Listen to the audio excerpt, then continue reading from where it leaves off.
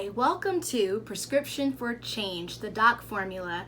I am Dr. Warden-Jarrett, a board-certified family physician. And chances are, if you're watching this little video, you have been recently diagnosed with diabetes or someone you love has been diagnosed with diabetes.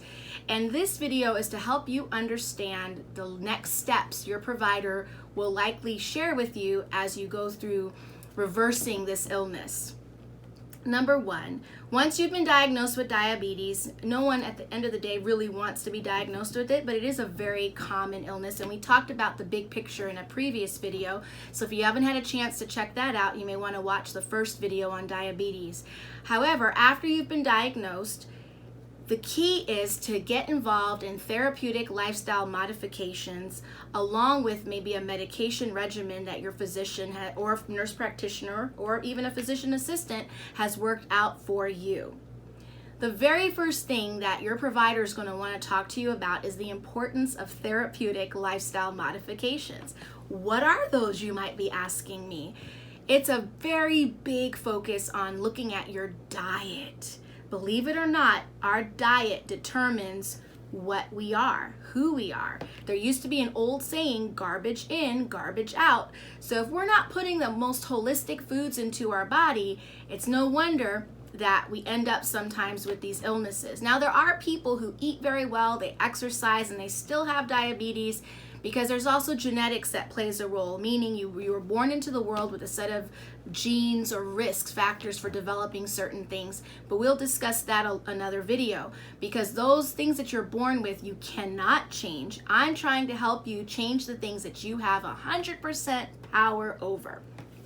So, if you've recently been diagnosed with diabetes, here's step number one. Make sure you attend your doctor's appointments and your visits. Be engaged with your patient portal. Ask questions.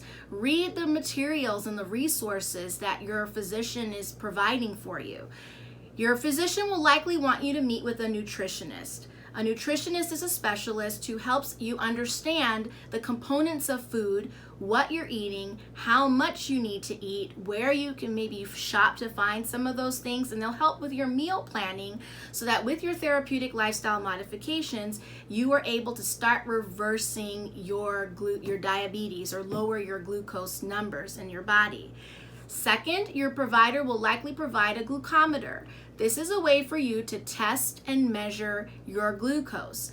And each plan is different. Some people measure a couple of times a day, some measure once a day, some measure a few times a week. And as you're getting used to this, you will have to develop your own regimen that you and your provider have designed specifically for you. Next, if you have weight to lose, which most of us do, this is the time to work on it.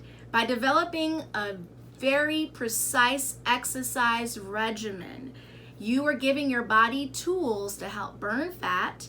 You're giving your body tools to help you achieve your goals of getting into a healthy weight range.